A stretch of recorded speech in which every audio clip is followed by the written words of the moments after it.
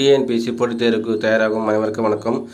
நம்ம இன்றைக்கி வீடியோ என்ன பார்க்க போகிறோன்னா, தமிழில் இதுக்கு அப்புறமே நம்ம எப்படி படிக்க போகிறோம் அப்படி தான் பார்த்துறோம். ஆல்ரெடி நம்ம 2-3 வீடியோ போட்டிருப்போம் எந்தெந்த புக்கெல்லாம் படிக்கலாம்னு சொல்லிட்டு. அதில் கண்டினியூஸாக பார்த்தீங்கன்னா இப்போ நம்ம பட்டப்படிப்பு தரத்தில் எந்தெந்த புக்கெல்லாம் படிக்கலாம், அப்படி எந்த யூனிவர்சிட்டி புக்கெல்லாம் படிக்கலாம் சொல்லிட்டு தான் நம்ம பார்க்க போகிறோம். ஏன்னா நம்ம டிகிரி ஸ்டாண்டர்டில் 6வதுலேருந்து 12வது வரைக்கும் நம்ம என்ன படித்தோமோ தமிழ், அதை டிகிரி ஸ்டாண்டர்டில் தெளிவாக ஃபுல்லாக கொடுத்துருப்பாங்க. ஒன்ஸ் நம்ம இது எப்போவுமே இது நிறைய பேர் என்ன பண்ணியிருப்பாங்கன்னா, இப்போ தமிழ் பொறுத்த வரைக்கும் 6வதுலேருந்து 10வது 12வது வரைக்கும் நிறைய பேர் படிச்சிருப்பாங்க. ஸோ டிகிரி ஸ்டாண்டர்ட் படிக்கிறது ரொம்ப ஈஸியாக இருக்கும். என்னென்ன அடிஷனல் பாயிண்ட் நிறைய கொடுத்துருப்பாங்க, அடிப்படையில் கொடுத்துருப்பாங்க. ஸோ அதனால நம்ம என்ன பண்ணோம்னா, டிகிரி ஸ்டாண்டர்ட் எதனா ஒரு டிகிரியில் பிஏ தமிழ் அதை படிக்கிறோம். இது பார்த்தீங்கன்னா அடிப்படை தமிழ் இலக்கணம் சொல்லிட்டு கொடுத்துருப்பாங்க. உண்மையிலுமே ஒரு நல்ல புக்கு தான். இந்த புக்கை வாங்கி நீங்கள் படிச்சுக்கோங்க.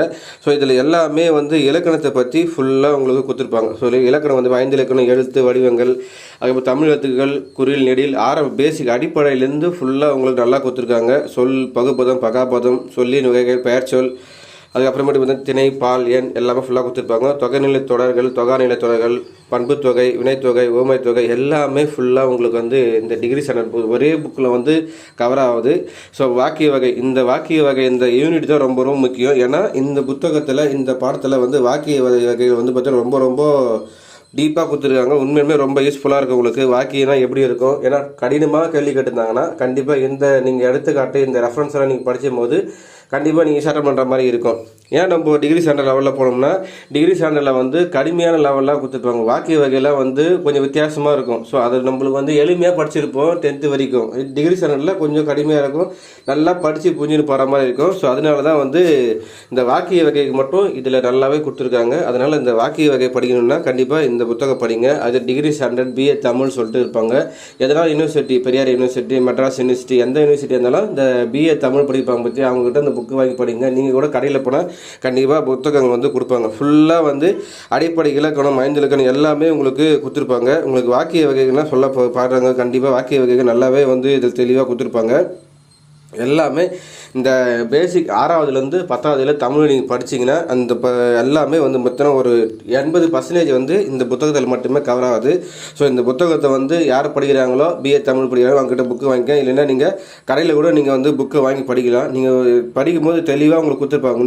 நீங்களே பார்க்கும்போதே உங்களுக்கு தெரியும் எந்தெந்த புத்தகம்லாம் ஃபுல்லாகவே உங்களுக்கு தெரியும். எல்லாமே உங்களுக்கு இதில் கவர் ஆகுது. கண்டிப்பாக இதுலேருந்து படிச்சிங்கன்னா உங்களுக்கு ஈஸியாக இருக்கும். அவங்க கொஸ்டின் பேப்பர் எப்படி கேட்டிருந்தாலுமே நீங்கள் இங்கே பாருங்கள், ஃபுல்லாகவே எழுவாய் தொடர், தொகைநிலை தொடர்கு, விலைத்தொடர், வினை முற்று, பெயரச் தொடர், வினையச் தொடர், அடிப்படை இலக்கணம் ஃபுல்லாகவே டாப் டு பாட்டம் உங்களுக்கு ஃபுல்லாக கவர் பண்ணிடுறாங்க.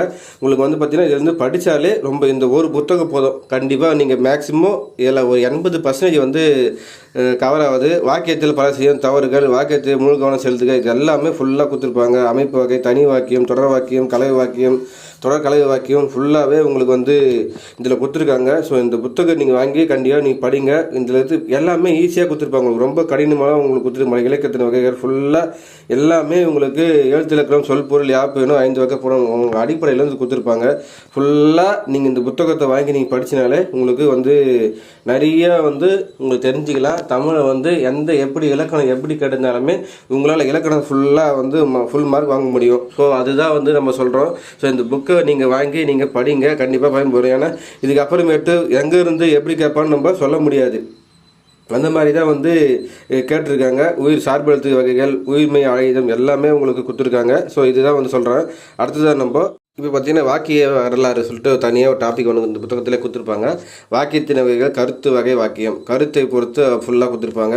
அது செய்தி வாக்கியம், வினா வாக்கியம், விழி வாக்கியம் எல்லாமே உங்களுக்கு தெளிவாக அடிப்படையிலேருந்து சூப்பராக கொடுத்துருக்காங்க. உணர்ச்சி வாக்கியம், அமைப்பு வகை வாக்கியம் சொல்லிட்டு தனியாக அது வேறு பிரித்து கொடுத்துருக்காங்க. தனி வாக்கியம், தொடர் வாக்கியம். ஸோ அதுக்கப்புறமேட்டு பார்த்தீங்கன்னா எல்லாமே தொடர் வாக்கியத்தில் எவ்வளோ எடுத்துக்காட்டு கொடுத்துருக்காங்க பாருங்கள். ஏன்னா இந்த மாதிரி எடுத்துக்காட்டுலாம் நீங்கள் ஃபுல்லாக படிக்கும்போது உங்களுக்கு எப்படி கேட்டாலுமே ஆன்சர் பண்ண முடியும். இந்த வாக்கிய வகையிலேருந்து கண்டிப்பாக அட்டன் பண்ண முடியும்.